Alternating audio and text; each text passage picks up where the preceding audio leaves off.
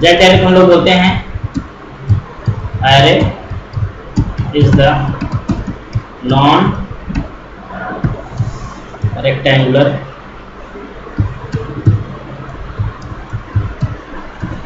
Array which have some fixed row and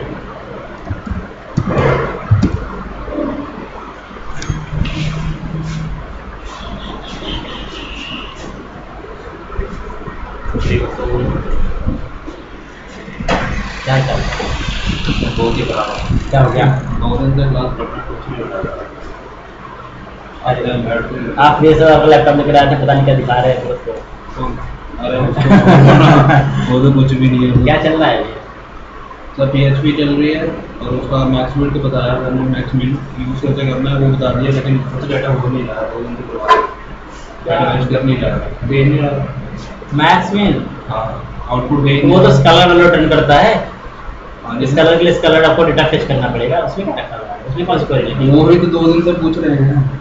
तो क्या sir तो कहता लैपटॉप खराब है। मैं सर लैपटॉप को क्या करना आप खुद बता दो ना, हमारे लैपटॉप में कर दो। तो सर मैंने आपको जो बोला था फॉर्म का सेट वाला कि फॉर्म अगर वैलिडेशन ना हो रही है तो जावास्क्रिप्ट का एरर दे रहा है, लेकिन फॉर्म फिर भी सबमिट हो रहा है। आप फॉर्म करोगे कि फॉर्म को ना सबमिट ही मत करो। एक होता है नॉन वैलिडेट एट्रीब्यूट होता है फॉर्म में, उसे लगा दो HTML5 का, सबमिट ही नहीं करेगा वो। अगर वैलिडेट नहीं होगा तो सबमिट नहीं करेगा। तो ये कहाँ पे लगाएंगे? फॉर्म के ट्रैक के अंदर। तो वो फॉर्म वैलिडेट हो चुका है। देखो अभी क्या होता है ना, अभी तक में जितने भी एप्लीकेशन बनते हैं आप लोग जो डायरेक्टली फॉर्म का डाटा पोस्ट कर देते हो सर्वर पर PHP में, ऐसा नहीं किया जाता। अभी जितना डाटा पोस्ट होता है सब एजाक्स के थ्रू पोस्ट किया जाता है। ये पूरा टर्म ना 99% 1% केस में होता है डायरेक्टली हम डेटा को पास करते हैं डायरेक्ट फॉर्म से PHP में। 99% केस में होता है हम एजाक्स का यूज करते हैं। आपको डेटा एजाक्स के थ्रू पास करना पड़ेगा, तो वही सही तरीका होता है। वहीं पर सही वैलिडेशन काम करेगा, वहीं पर सारा डाटा सही होगा और आपका पेज भी रीलोड नहीं होगा बार बार पेज रीलोड की प्रॉब्लम आती है, डेटा रिफ्रेश होता है, परफॉर्मेंस इशू आता है, वो खत्म हो जाता है उससे। एजिक्स की थ्रू होगा, एजाक्स PHP का बताया नहीं, तो नहीं दिया आप बताएंगे। क्वेरीज वगैरह कुछ होती है दिखा दीजिएगा, मैं सॉल्व कर दूंगा उसको।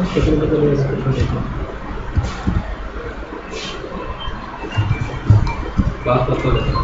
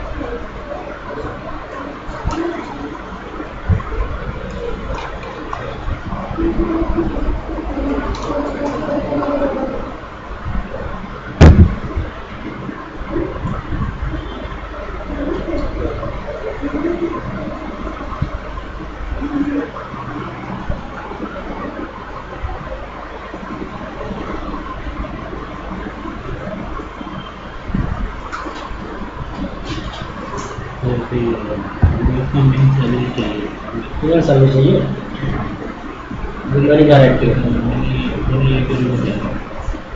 Select mean salary as minimum from, ठीक है। क्वेरी हो गई, माई स्कूल क्वेरी, ठीक है।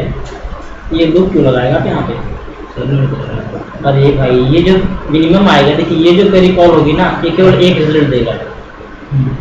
मिनिमम जो भी होगा मतलब पूरे टेबल में से एक वैल्यू देगा, सिंगल वैल्यू आएगी, इसे बोलते हैं स्केलर रिजल्ट। जो स्केलर रिजल्ट होता है क्वेरी आपकी डायरेक्टली रिजल्ट का रिटर्न कर देती है। तो जब लूप हम तब लगाते हैं जब हमें डेटा को एज अ टेबल रीड करना होता है। जब पूरा टेबल का डाटा है तो मैंने दवाई रीड किया, लेकिन यहाँ पर सिंगल डेटा आ रहा है ना, तो लूप लगाने की बात ही नहीं यहाँ पर है। आप इस पूरी लाइन को चाहें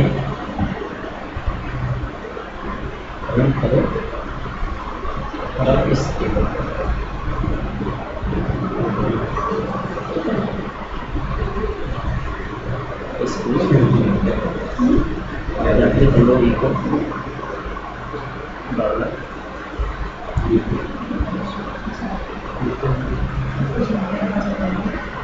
अच्छा ये लोग का ये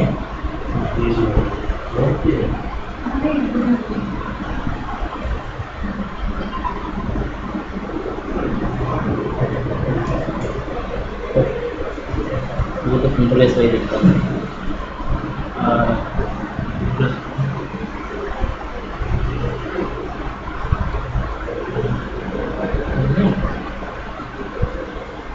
क्योंकि रिसोर्स आईडी दे रहा है तो ये ठीक है।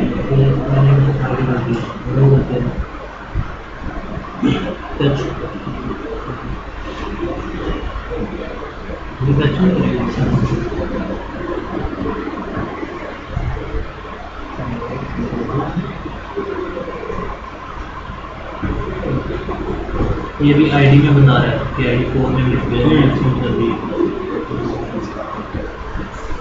बेसिकली एक तो ये जो रिटर्न कर रहा है आपका, ये बेसिकली क्वेरी एग्जीक्यूट करा रहा है, उसका रिसोर्स आईडी रिटर्न करा दे रहा है। ठीक है, अब आपको उसे यूज़ करना है या गेट करना है। तो जस्ट फेच कर लेते हैं आप, सिंपली फेच कर लेते हैं MySQL अंडरस्कोर व्हाटएवर फेच। ठीक है, और यहाँ पर अपना रिजल्ट पास करिए और वो जो भी डेटा आता है रिजल्ट इक्वल आपसे प्रिंट करिए चाहे जो करिए। ये आपको लाइन है।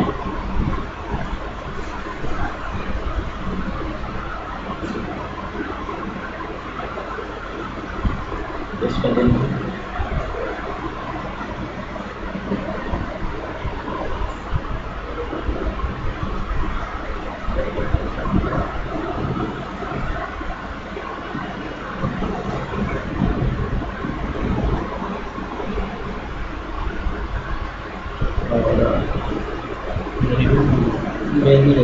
डॉलर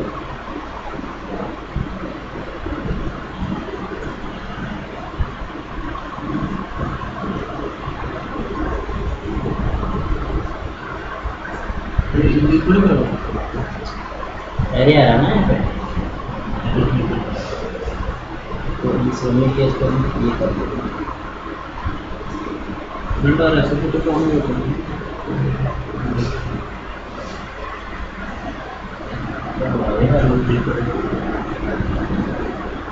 चलिए देखा है 0 पे ये ठीक है। तो वैल्यू अब किया गया यहाँ से, अब एरे सिंपल सा अभी नहीं। आपको ये समझना हमारी क्वेरी जो रिजल्ट दे रही है क्या दे रही है वो तो समझ में आना चाहिए ना। अगर वो दे रही है तो हमको उसके हिसाब से फेच करना पड़ेगा। तो सिंगल रिजल्ट आ रहा है हम लूप क्यों लगाएंगे? लूप तो हमारे पास जो मल्टीपल डेटा होता है तब लगता है। हाँ, तो फिलहाल ज़ेड एरे को हम बेसिकली बोलते हैं ज़िगज़ैग स्ट्रक्चर्ड एरे। ठीक है, इसका मतलब होता है जहां पर नंबर ऑफ रो तो फिक्स होते हैं लेकिन नंबर ऑफ कॉलम फिक्स नहीं होते। ठीक है, तो चलिए देखते हैं। हमने 2D एरे इंप्लीमेंट किया है, अब देखते हैं इसको कैसे इंप्लीमेंट कर सकते हैं। ठीक है, तो सिंपली मेरे पास प्रोग्राम है, वहीं बनाता हूँ ये एरे। लेट्स टाइप इंटीजर दिया मैंने, दिख रहा है ना इंटीजर। यहाँ पर आपको 2 ब्रैसेस लगाने हैं। उसके बाद आपको एरे का नाम देना है, नाम दिया मैंने न्यू INT, और यहाँ पर आपको देने हैं ऐसे 2 ब्रैसेस। पहले ब्रैसेस में आपका पास होगा रो और सेकंड ब्रैसेस को आप क्या करेंगे, खाली छोड़ देंगे।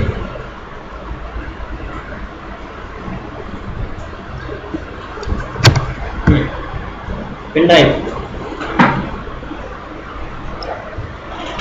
ये बन जाएगा आपका Z एरे। ठीक है, अब इसमें वैल्यू हम सेट करानी है और वे रन टाइम में। और फिर उस वैल्यू को हमें फेच करना है।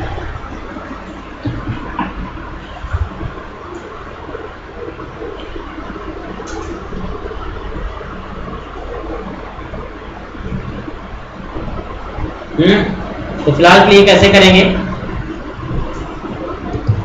For int I is equal to 0, I is less than whatever but 3, I is a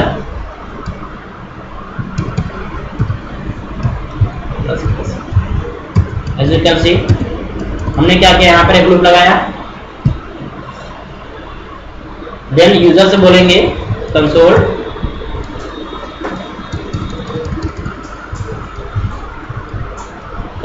dot right line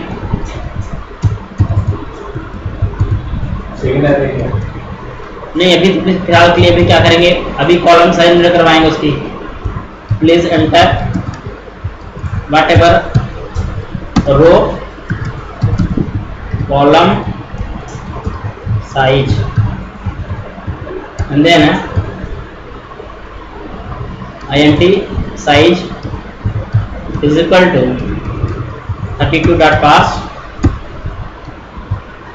console readline,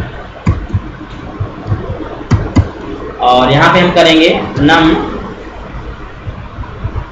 of I is equal to new int size।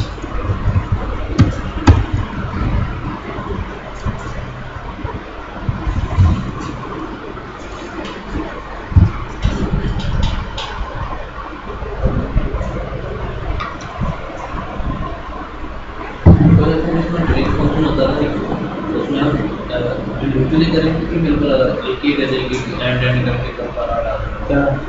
अच्छा, delete का delete function use करते हैं data हटाने के लिए लोग करते हैं। हाँ, तो यूजुअली वर्क करता है कि एक साथ में एक मल्टीप्लाई करता है। नहीं वेयर क्लॉज लग गया ना वहाँ पे।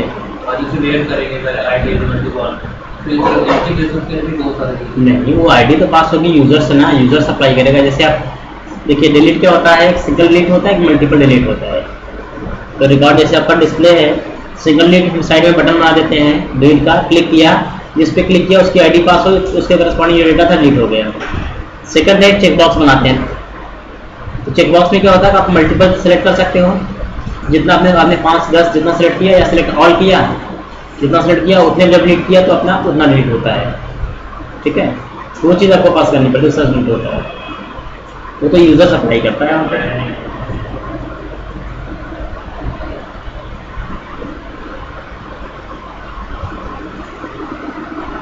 यही समझ में आ रही है क्या कर रहे हैं यहाँ पे हम?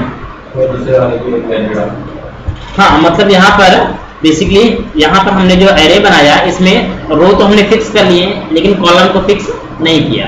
कॉलम को फिक्स कर रहे हैं हम यहाँ पे।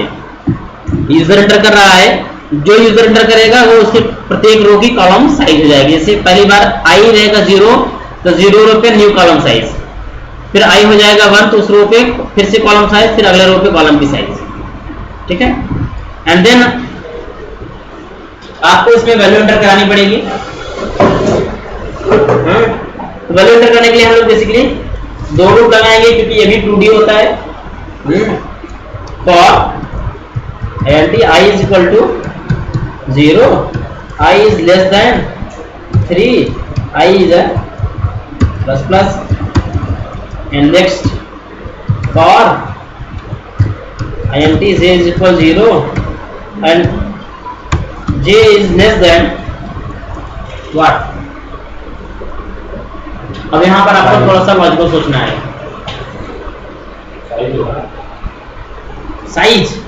साइज तो बदलती रहेगी, 3 रो में 3 साइज जाएगी, तो कितनी बार लूप चलाएगा वो? तीनों कॉलम साइज तो अलग अलग जाएगी ना। आई की लेंथ क्या? आई तो बेसिकली 0 1 2 से चल रहा है।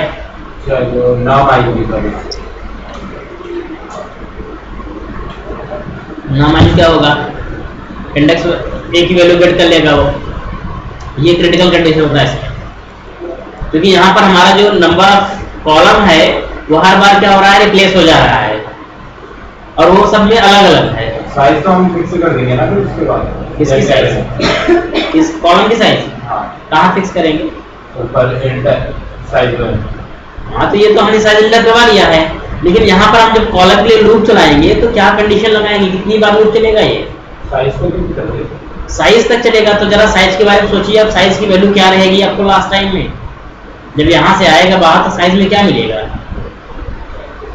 मान लिया हमने पहले कॉलम वैल्यू दी 2, तीसरे को दिया 3, चौथे को दिया 4, ठीक है।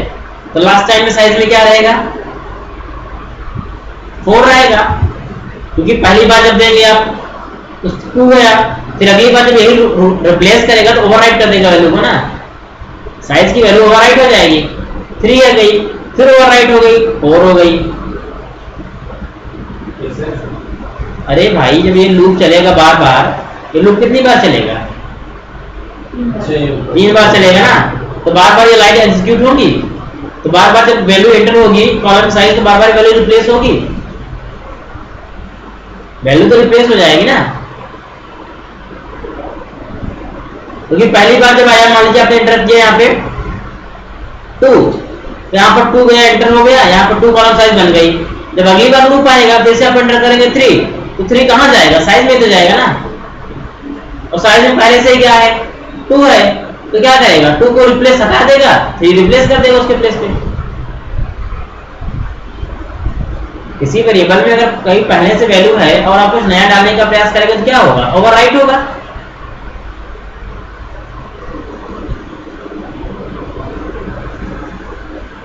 बस हमारी इस लाइन में क्या होगा? अभी हम इस लाइन को समझ रहे हैं, आप लोग क्या समझ इस लाइन से? हमने सबसे पहले ऊपर वो 4 वाला जो लूप डाला, उसमें तो हमने फिक्स कर दिया कि आई जो होगा वो हमेशा ग्रेटर देन 3 होगा, यानी रो का कर दिया। रो आपने फिक्स कर दिया। रो तो फिक्स है, रो तो फिक्स रहेगा, कॉलम नहीं फिक्स है। यहाँ पे किस कॉलम के साथ है? कॉलम आपने नीचे डिफाइन कर दिया। कहाँ डिफाइन कर दिया? ज्यादा ठीक है रो का साइज में। हाँ लेकिन ये तो अभी हमने फिक्स तो किया नहीं यहाँ पर, ये तो यूजर एंटर करेगा ना, ये तो यूजर एंटर करेगा। हमने तो यूजर से भी एंटर करवाया है, लेकिन वैल्यू कहाँ से आएगी? यूजर से आएगी, यूजर एंटर करेगा। अब यूजर क्या कर देगा मुझे क्या पता? तो फिर सेकंड वाला लूप जो हमने नीचे लगाया वो क्या है?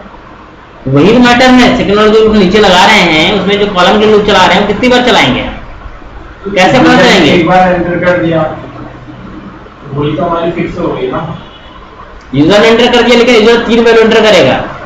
3 कॉलम, अगर 3 रो है, 3 रो के लिए 3 कॉलम बनेगा ना, 3 रो के लिए अलग अलग कॉलम बनेंगे।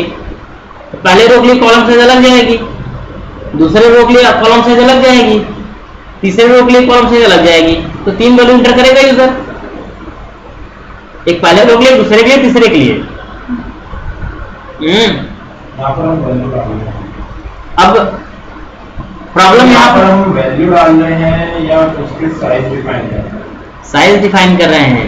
ठीक है, तो साइज डिफाइन कर रहे हैं, तो साइज तो सेम ही रहेगा ना, साइज कैसे सेम होगा? कॉलम की साइज जैक डायरे का मतलब ही क्या है? कॉलम साइज सभी रो में क्या रहेंगे? डिफरेंट डिफरेंट रहेंगी।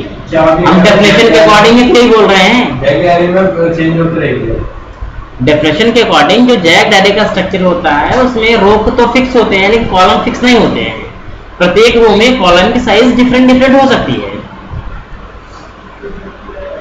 ठीक है।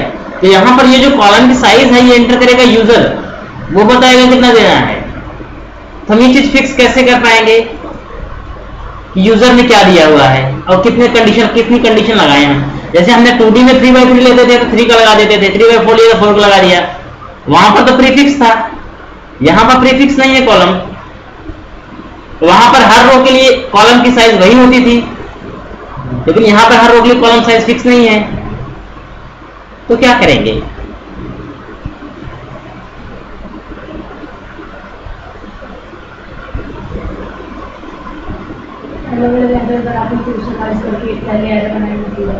बहुत सिंपल सा कंसेप्ट है भाई, उसकी साइज को भी हम कहीं स्टोर कर लेते हैं एक एरे में, ठीक है। वो जितनी सा वैल्यू एंटर करेगा उसकी साइज को हम एक एरे में स्टोर कर लेते हैं और उसी एरे के करस्पॉन्डिंग लूप लगा देंगे हम। तो हमने तो फिर फिक्स कर दिया नहीं, हम फिक्स नहीं करेंगे। फिक्स इतना होगा कि जो साइज एंटर करेगा उसे हम कहीं टेम्परेरी होल्ड करेंगे, टेम्परेरी रूप से कहीं ले लेंगे ताकि बाद में हम उसे यूज कर पाए, उससे पता चले ना कितनी बार कितनी साइज यूजर ने दी हुई है। यूजर ने 3 दिया, 4 दिया, 5 दिया, उसमें पता चलेगा। ठीक है, चलिए इंप्लीमेंट करके दिखाते हैं, फिर समझाते हैं। हमने यहाँ पर कहा INT but S equal to new INT और हमने कहा यहाँ पे 3, सिंपली ये ले लिया मैंने। और यहाँ पर मैंने बोला यहाँ पे just S of I is equal to, ये भी मैंने एंटर करा दिया। और यहाँ पर सिंपली करेंगे क्या, j इज लेस देन, मैंने बोला yes of I and j is let's console dot write line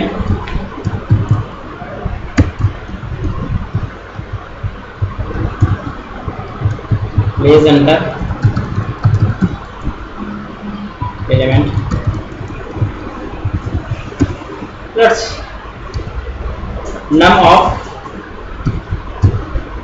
I comma j is equal to int32 dot pass, it's a console dot read line।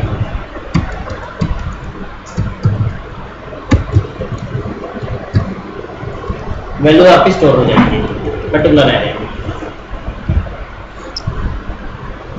Then आपको इसे display कराना है, देखते हैं कैसे कर पाएगा इसे।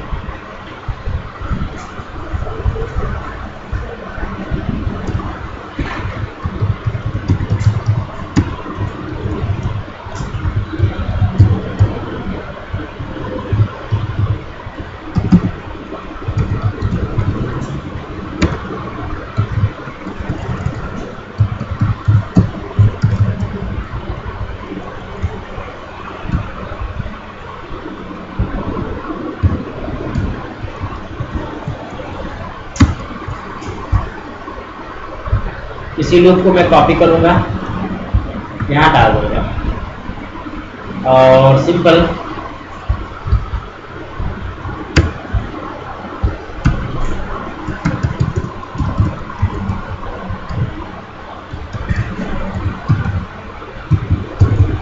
आई जो को प्रिंट करा दीजिए विथ राइट।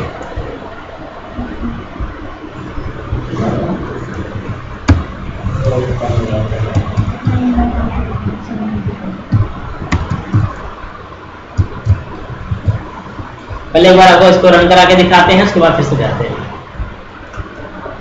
देखिए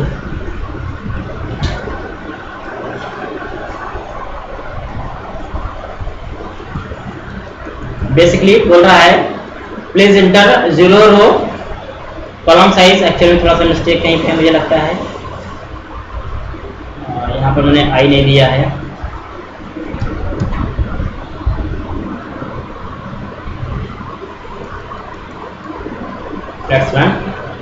बोल रहा है please enter 0 row column size.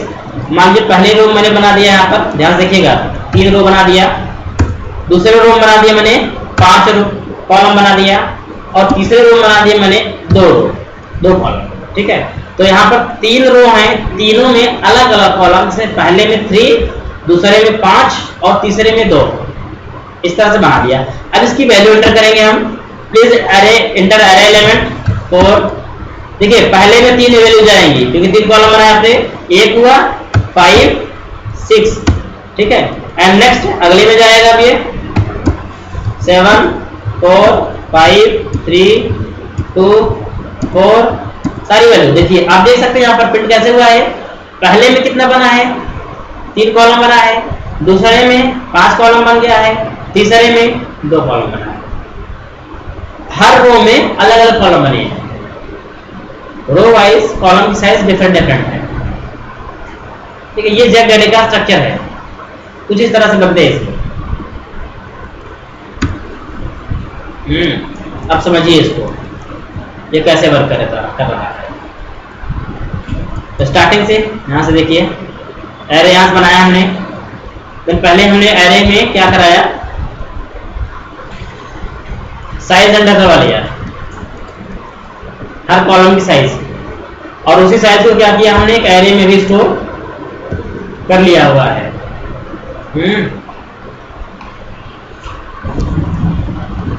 इसको लाइन पे देखिए, इसमें कोई कंफ्यूजन लगे तो पूछिए पहले, उसके बाद फिर आगे बताएंगे।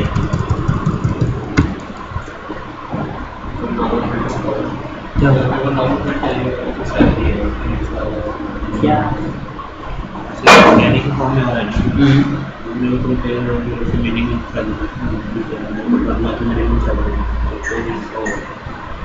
हाँ, तो उसमें ये क्या कर रहे हैं आप? इसको करने का जरूरत है, आप सिंपली ये करिए ना। एरे है तो यहाँ तो एरे आ रहा है, एरे से एलिमेंट को कैसे एक्सेस करते हैं? तो ये तो बेसिकली dd क्या आ रहा है आपका? एरे आ रहा है ना, तो आपको उसकी वैल्यू निकालनी है। हाँ, तो जस्ट वैल्यू निकालने के लिए क्या करेंगे? एरे से आप एलिमेंट को कितने तरीके से एक्सेस कर सकते हैं? देखिए, एक एरे होता है, एक ऑब्जेक्ट होता है। अगर मैं यहाँ पर कर दूँ sort, ये भी फंक्शन होता है। ये बेसिकली किस फॉर्मेट में निकालेगा? एसोसिएटिव एरे बेस पे निकालेगा, ठीक है। अगर मैं यहाँ पर करता हूँ जस्ट इको और $dd ऑफ की पास कर देता हूँ यहाँ पे मैं। मान लीजिए यहाँ पर हो गई की हमारी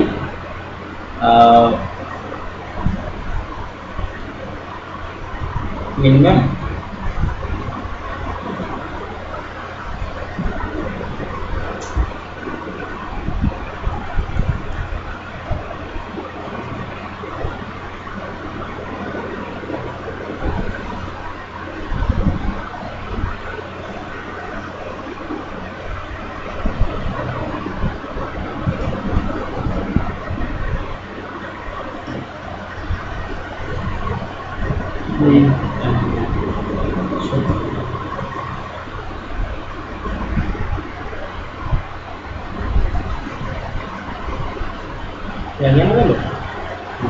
ठीक है। अब सिंपली है, आप इसको चाहे टेबल के फॉर्म में दिखाओ चाहे हेडिंग फॉर्म में दिखाओ, डजंट मैटर। जैसे एक होता है एरे, एक असॉर्ट होता है जो एसोसिएटिव फॉर्मेट फिक्स करता है, एक ऑब्जेक्ट फॉर्मेट में होता है। ऑब्जेक्ट में फिट करने के लिए MySQL_fix डॉट ऑब्जेक्ट शायद इसमें MySQL यूज करना सिंटैक्स क्या MySQL नहीं होता है, वो आपको मिलेगा MySQLi में, MySQLi और PDO मिलेगा, ठीक है। तो उसको अलग अलग तरीके से वैल्यू को फेच कर सकते हो। इसको मैं यहाँ पे परफेक्ट कर देता हूँ, अगर आपको चाहिए किसी अच्छे फॉर्मेट में। मान लीजिए मैं चाहता हूँ यहाँ पर जस्ट HTML एलिमेंट,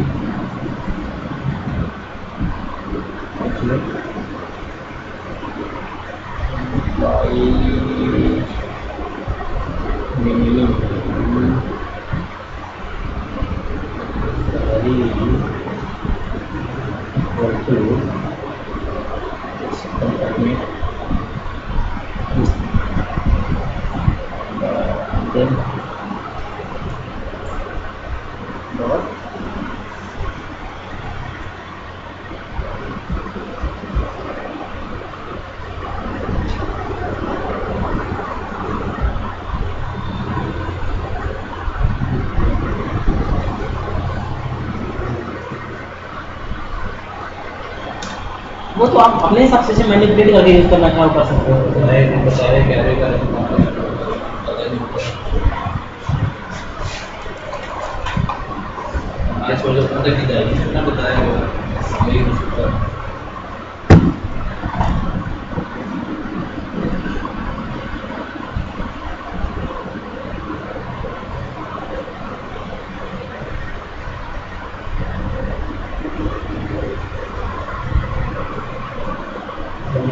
हो गया। और आगे इसमें ये चीज देखिए, इधर हमने क्या किया, फिर इसमें वैल्यू एंटर कराई है, सेम वैसे ही है। और फिर उसके बाद हमने इसको इधर प्रिंट करा लिया है, और ये भी सेम 2D जैसा ही है। लेकिन यहाँ पर कंडीशन देखिए जो हमने लगाई है, इस कंडीशन को आप देख सकते हैं मैंने क्या लगाई है। साइज मतलब पहली बार चलेगा तो जब i की वैल्यू 0 रहेगी, 0 इंडेक्स में जो साइज रहेगी उसके इतना चलेगा, उसके करस्पॉन्डिंग चलेगा। जब वो प्लस प्लस हो जाएगा फिर वैल्यू बढ़ेगी, फिर उसके करस्पॉन्डिंग चलेगा। तो जो साइज वो यूजर एंटर किया रहेगा उसको हम इंटरनली स्टोर करा करके उसी के साथ काम कर रहे हैं। उसे पता भी नहीं चलेगा। वो पहली इंडेक्स में जितनी वैल्यू एंटर करनी है उसके अकॉर्डिंग होती है। साइज, कॉलम की साइज जो साइज आएगी उसके अकॉर्डिंग लुक जाएगा। 4 5 7 चला है तो नेक्स्ट टाइम वो पहले में 4 पहली बार 4 बार लूप चल जाएगा, फिर अगली बार 5 फिर 7 प्रत्येक रो में अलग अलग कॉलम साइज पास हो जाएगी, अलग अलग उसके साथ रन करेगा और चलेगा। उससे एक अलग से एरर बना देगा।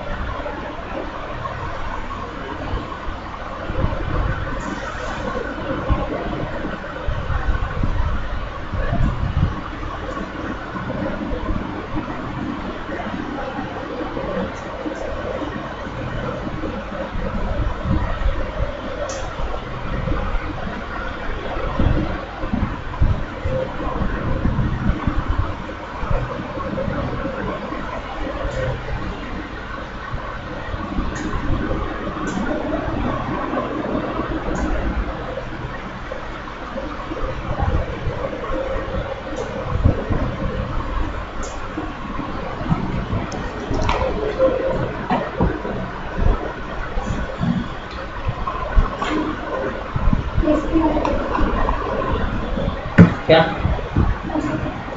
मुझे कैसे किस पे नहीं, टेम्पलेट नहीं, सारा कोर पे है, कोर पे पूरा बना हुआ सब, मतलब एस्टीमल सीएसएस जो भी है उसका है डिजाइन कोर से है। क्योंकि ये प्रोजेक्ट ऐसा नहीं है ना कि वो दिखाने वाले हैं, बिजनेस लेयर वाले प्रोजेक्ट हैं, सिर्फ टेरिटरी पे बने हुए हैं, तो वही मैं आपको देता हूँ। इसमें आपको केवल बिजनेस लॉजिक ज़्यादा मिलेगी, डिजाइन बहुत कम मिलेगा।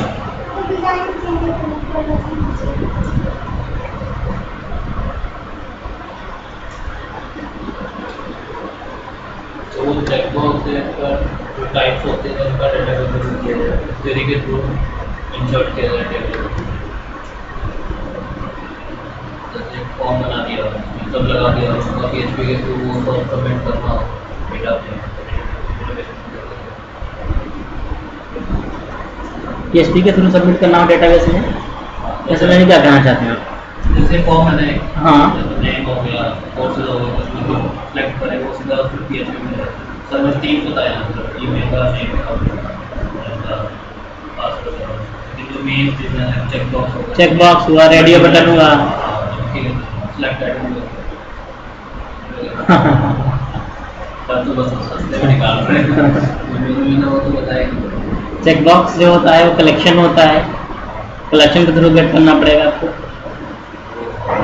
उसके लिए आपको चेकबॉक्स जो बनाएंगे आप ना, चेकबॉक्स का जो नेम देते हैं उस नेम को एरे बनाएंगे और ये एरे के साथ पास होगा वहाँ पे, तो आप हमें उसका एरे रिसीव करना पड़ेगा।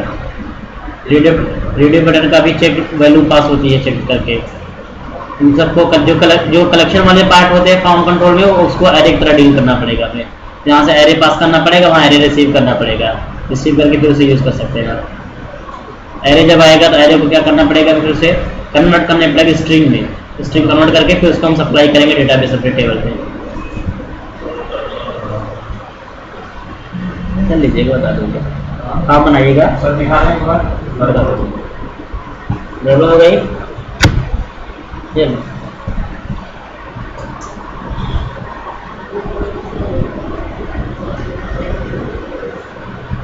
स्टार्टिंग से, ये है स्टार्टिंग से। नीचे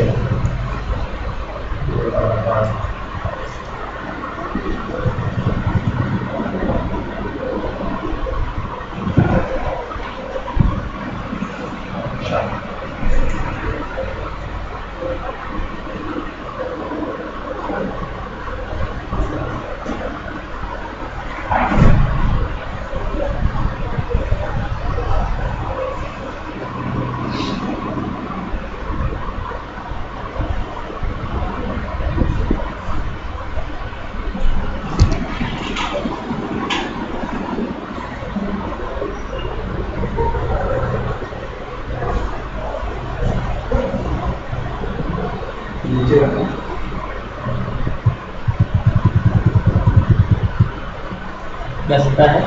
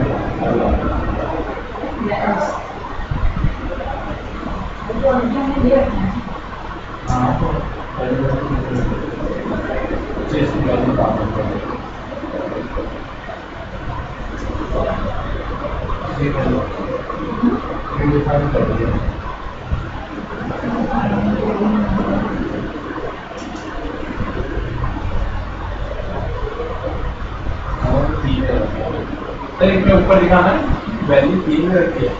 हाँ? कहाँ? साइज हाँ ठीक है सही है।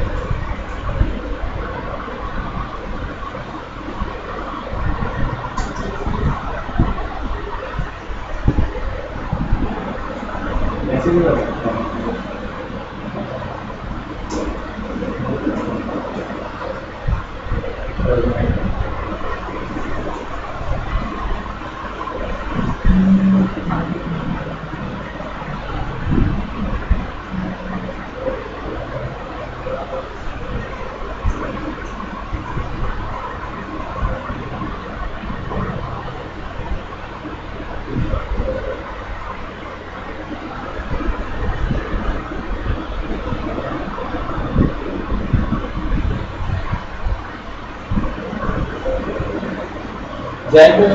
यूज कहाँ करते हैं सही बताओ, आज तक मैंने किसी एप्लीकेशन यूज नहीं किया है। देखो किसी कंपनी में होता है इसका एप्लीकेशन में कभी यूज ही नहीं किया मैंने आज तक। इतने दिन में एप्लीकेशन बनाए, मुझे कहीं नहीं मिला। लेकिन भाई पढ़ाया जाता है, सिलेबस रखा गया है, बता देता हूँ। अरे नहीं तो मैं हमने तो हमेशा कलेक्शन यूज कर रखा हुआ है, हमेशा शिक्षा में कलेक्शन यूज होता है। अरे यूज ही नहीं होता है।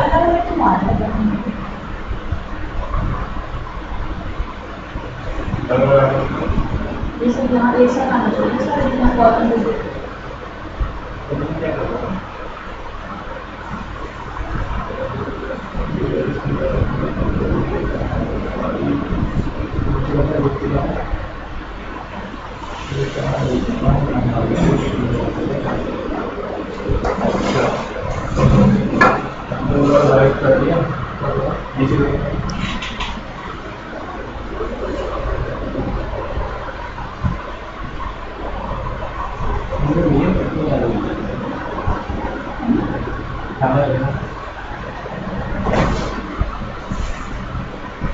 यहाँ पर ना चेक बॉक्स जहाँ लिखा सबके आगे ब्रैकेट, स्क्वायर ब्रैकेट लगा दीजिए चेक बॉक्स के साथ।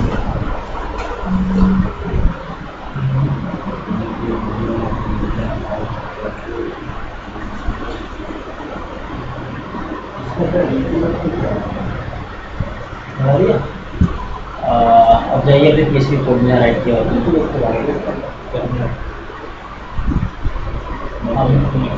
किस हाँ रिसीव करिए किसी मेथड किस मेथड से भेजा आपने, पहले रिसीव करके देखिए कैसे आ रहा है, क्या आ रहा है, उसके बाद डेटा रिसीव करिएगा।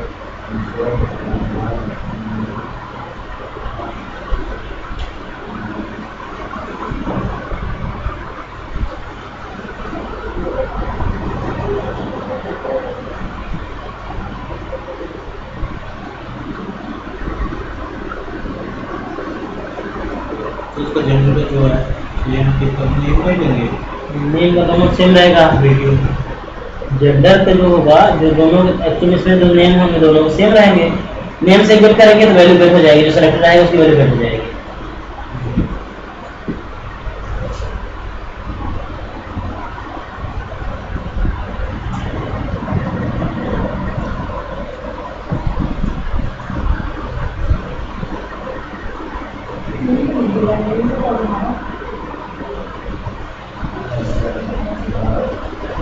उसके बाद वाला किसी को दे।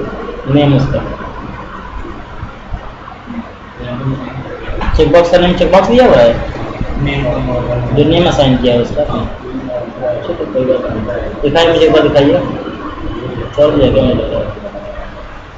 चेकबॉक्स? ठीक ठीक, नहीं नहीं बस वही कर।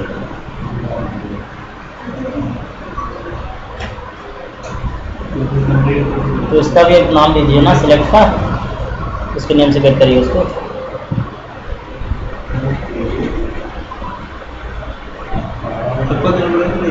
बस एक सेलेक्ट से गेट करिए।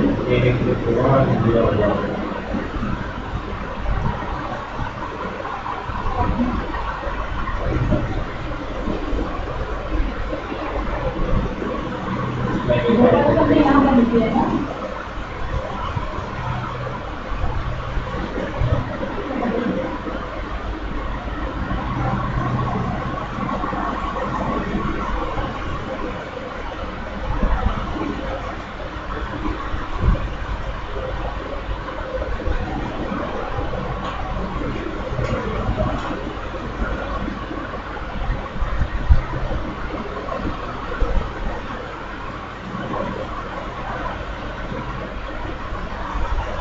तीनों को इको करा कर देखिए, तीनों चांस सबकी वैल्यू को इको कराइए, प्रिंट कराइए, देखिए क्या रिटर्न कर रहा है सर। ब्रेक लाइन लगा दीजिएगा, ब्रेक लाइन लगा दीजिएगा 7 मिनट। क्या आपने बोला?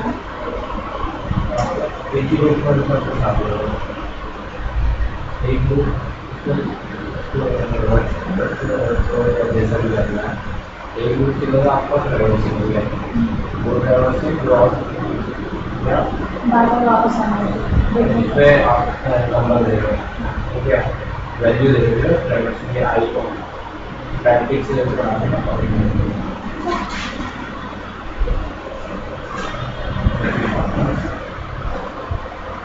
थोड़ा सा ध्यान दे क्या हुआ? मैं बोल रहा थोड़ा सा ज्ञान बैठ काट देगा। बिल्कुल बांट लें, तो बांटने से तो बढ़ता ही है।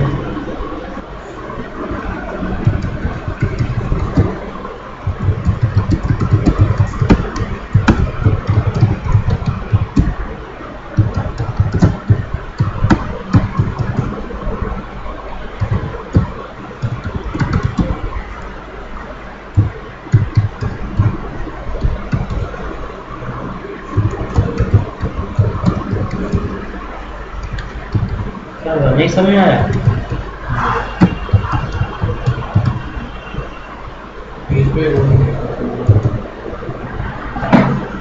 इसमें कौन प्रॉब्लम थी?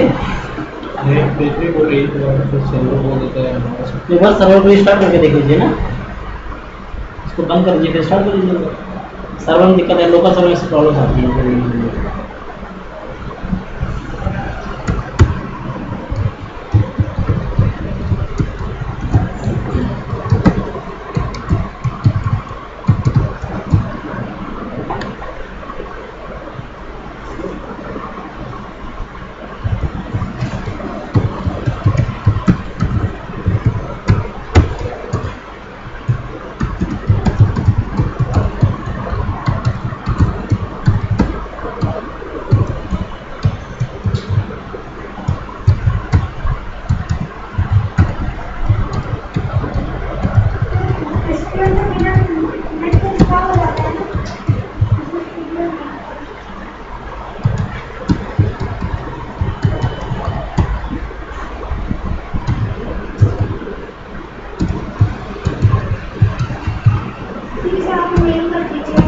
ठीक ठीक, मैं मेल कर दूँगा।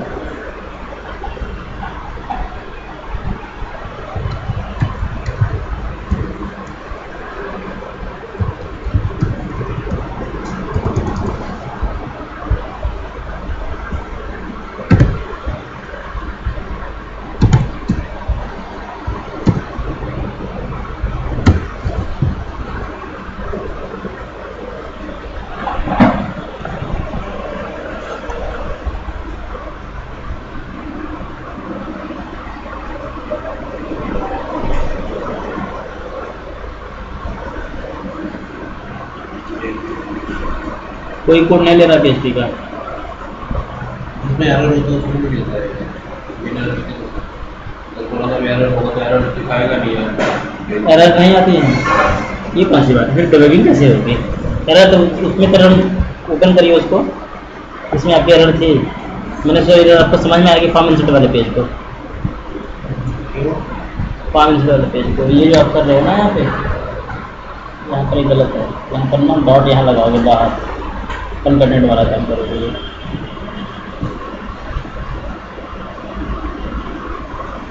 हाँ,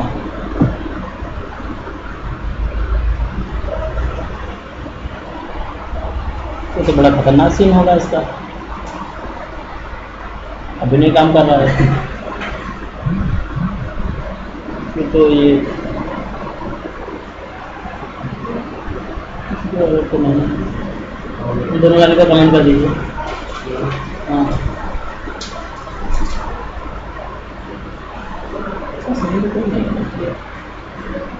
HTML भी रन नहीं कर रहा है इसका।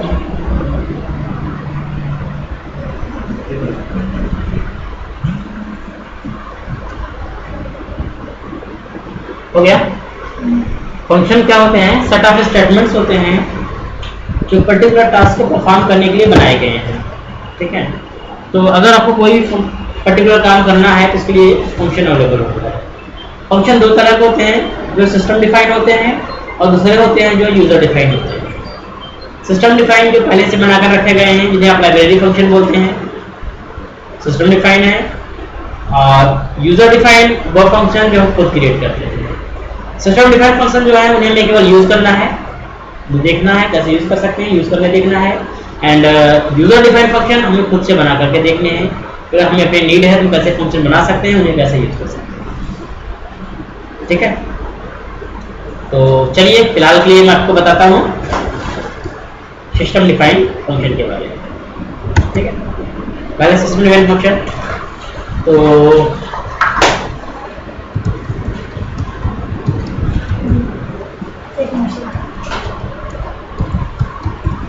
built in C# लाइब्रेरी क्या हुआ?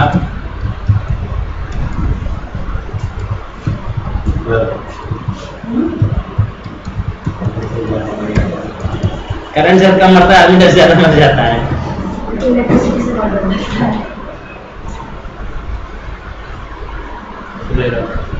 दे रहा है और कुछ इसका घंटी दे रहे हो।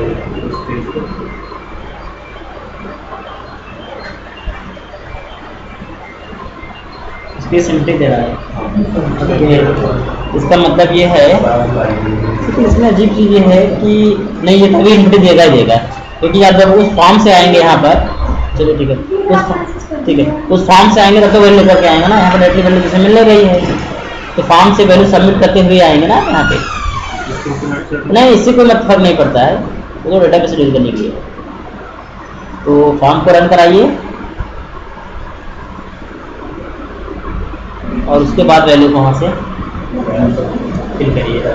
ठीक है, बिल्ट-इन फंक्शन जो होते हैं लाइब्रेरी फंक्शन होते हैं, जिसमें आप बेसिकली ऐसे फंक्शन जो शिक्षा की लाइब्रेरी में पहले से बिल्ट कर दिए गए हैं उन्हें हम लाइब्रेरी फंक्शन बोलते हैं या सिस्टम डिफाइंड फंक्शन बोलते हैं। ठीक है, ये फंक्शन कैटेगरी में अवेलेबल है। यानी कि आप बोल सकते हो बिल्ट इन फंक्शन मिल गए। अरे यूके, वो तो अरे आएगा आपका, सही है। ये यूके क्या दे रहा है? कंट्री तो क्या फॉर्म था आपका? बैक जरा जाओ फॉर्म में। इसने कंट्री ठीक है, ये डेट दे रहा है, कहीं दे रहा है ये। अब ये आपका आ रहा है एरे, इसको प्रिंट डाल, इसको आप ना इको ना करके प्रिंट डाल करो कोर्स को प्रिंट डाल करके देखो। बिल्ट इन फंक्शन अवेलेबल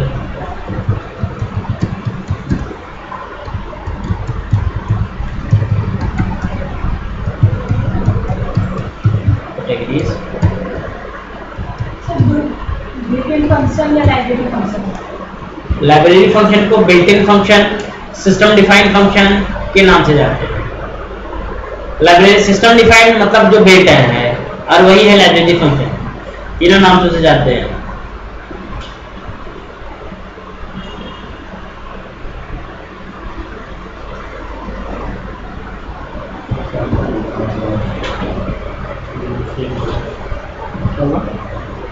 दो रेडियो मॉडल यूज किए बिल्कुल रेट से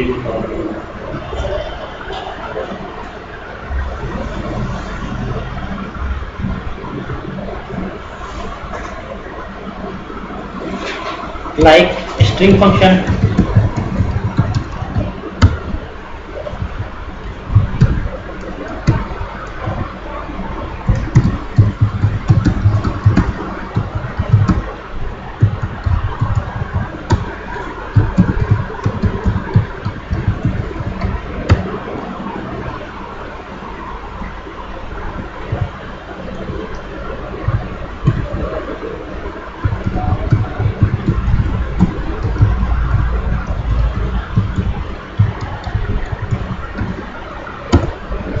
एरे लिखा है ना, तो एरे को स्ट्रिंग में काउंट करने के लिए क्या यूज करेंगे?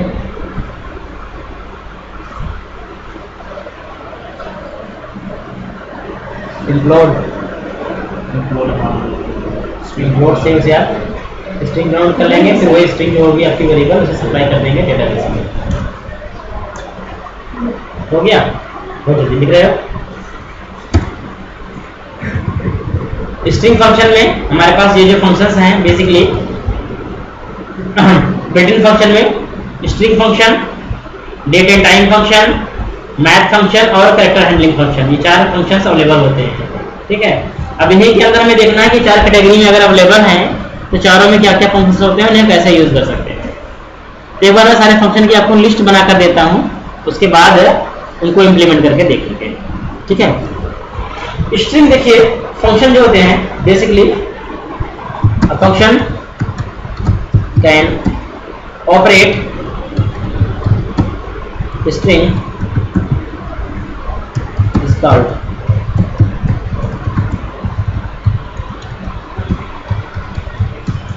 string handling function। ठीक है, a function जो स्ट्रिंग को ऑपरेट करता है इसे स्ट्रिंग हैंडलिंग फंक्शन बोलते हैं। और the function exist in system dot text namespace।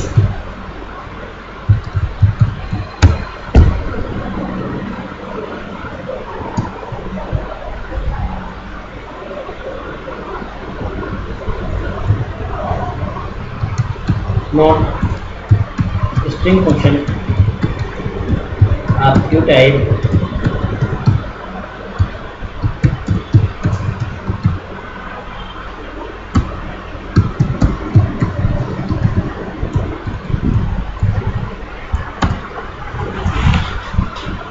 एक स्ट्रिंग होता है, स्ट्रिंग बिल्डर होता है।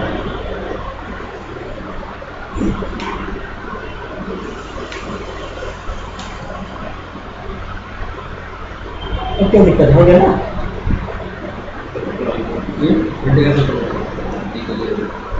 क्या प्रिंट कराएंगे? जैसे ये है भाई मेरे से एक्सप्लोर तो करोगे यार, इंप्लोड कर लो ना। लेकिन जैसे ये डेटा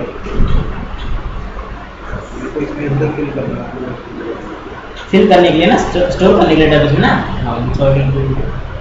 हाँ, तो क्या दिक्कत क्या होती है? सेम रहेगा, इसी बस आपके पास इसी के साथ बाकी वेरिएबल तो सही आ रहे हैं, कोई दिक्कत नहीं, बाकी तो रिजल्ट दे रहा है। दिक्कत आपके पास कोर्स के साथ है, कोर्स को आप इंक्लूड कर लो स्ट्रिंग में, स्ट्रिंग को पास कर दो उसके साथ। प्रिंट आर मैंने इसलिए लगाया, दिखाएगा वो क्या रिटर्न कर रहा है, वो क्या आ रहा है वहां से समझने के लिए। और उसे आपको इंक्लूड करना है कोर्स को, और इस वेरिएबल स्टोर करा लीजिए उसको, जो इंक्लूड करके देगा वो, उसी वेरिएबल को पास कर दीजिएगा।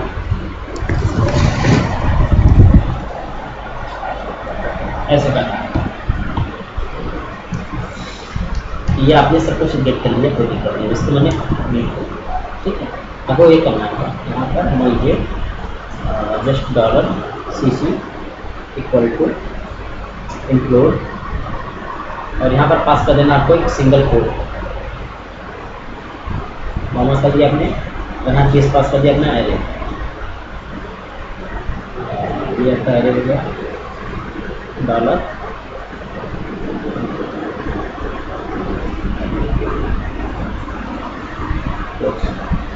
ठीक है। अब आपको डेटाबेस कनेक्शन आपने किया ही है, तो ऐड कर दीजिए आप, सिंपल जैसे करते हैं $q2 इक्वल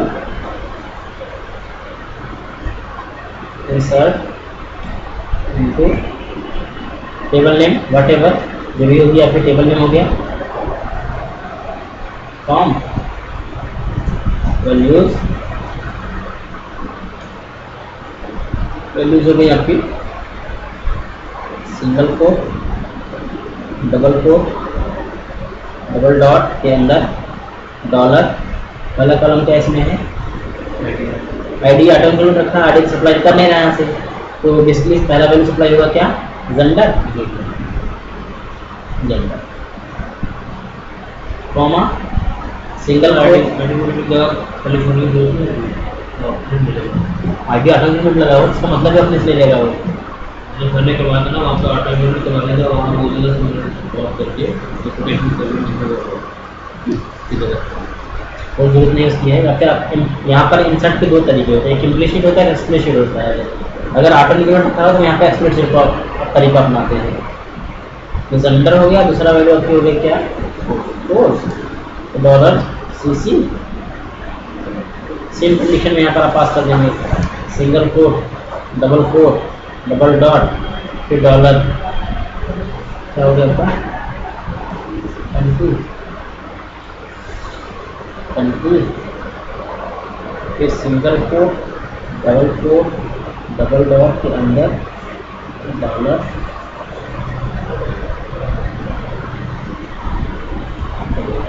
तो पूरी आपकी करी हो गई।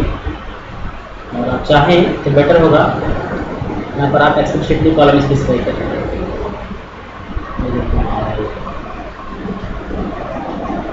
जो आपको पास करना है, तो आपको पास करना है बस जेंडर में होगा, कोर्सेस में ऑप्शन होता है, लेकिन बेटर होगा करें यहाँ। कभी कभी इसको प्रॉब्लम आती है ना, ये स्मॉल लेटर कैपिटल लिखा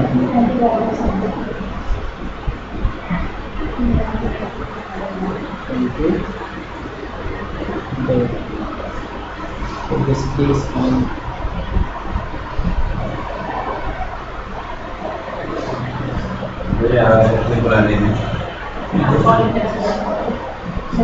नहीं है, बस वेरी आपके तैयार है, MySQL है बस को क्वेरी मेरे पास कर लेते हैं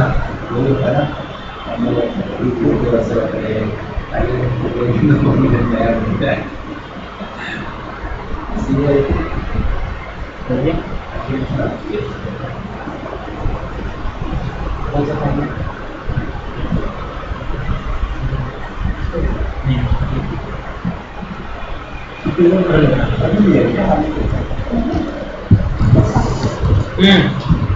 तो बेसिकली स्ट्रिंग फंक्शन जो होते हैं बेसिकली आपके दो तरह होते हैं, स्ट्रिंग और string builder. String string builder में क्या डिफरेंस होता है, क्या होते हैं, ये समझाएंगे आपको हम अभी, लेकिन इसके पहले इसकी लिस्ट। स्ट्रिंग फंक्शन में आता है आपके पास एक आता है सब str, इसको ABCD करके नोट कर लीजिएगा। इसके अंदर सेकंड है इंडेक्स ऑफ थर्ड है लास्ट इंडेक्स ऑफ, फोर्थ है trim,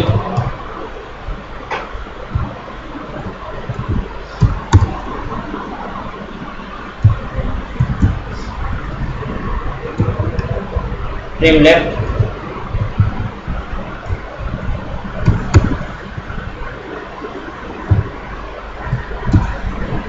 to upper,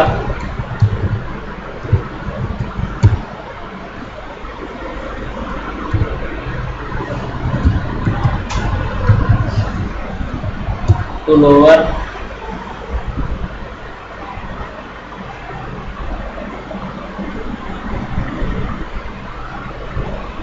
data base सीखते हैं।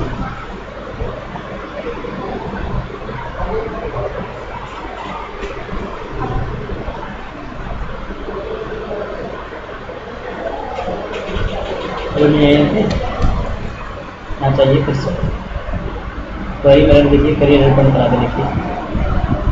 ऐसे तो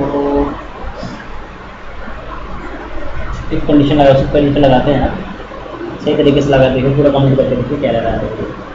वैसे तो मुझे लगता है जहाँ तक सही होगा, लेकिन दिक्कत नहीं है। क्वेरी में गलत होगा, कुछ टाइम मिस्टेक हो गया होगा।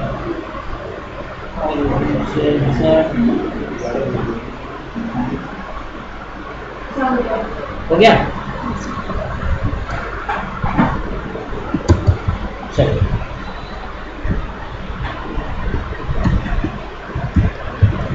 Split,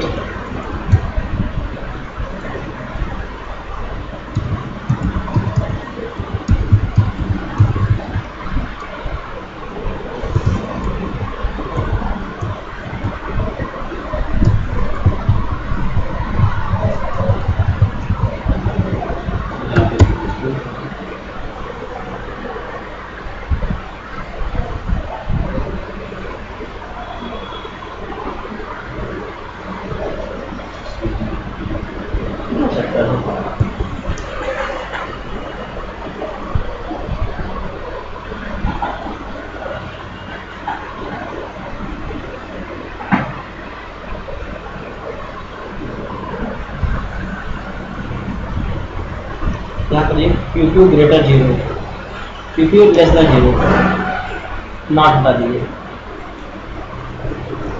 Q2 less than equal 0।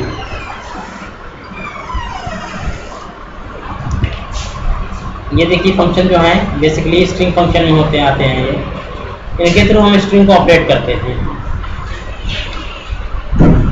ठीक है, तो बेसिकली इसमें सब str है, इंडेक्स ऑफ है, लास्ट इंडेक्स ऑफ है, ये हमें करके देखना है आप इन्हें कैसे यूज कर पाओगे। या इनका यूटिलाइजेशन क्या होता है, ठीक है। एक होता है और आई जे स्टार्ट में,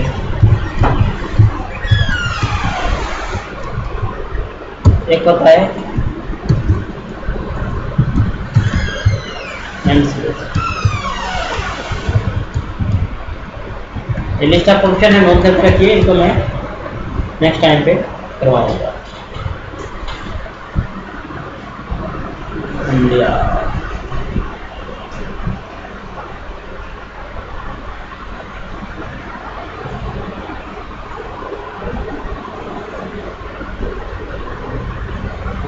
डेटा टाइप क्या रखा हुआ सकता है हमने डेटाबेस में?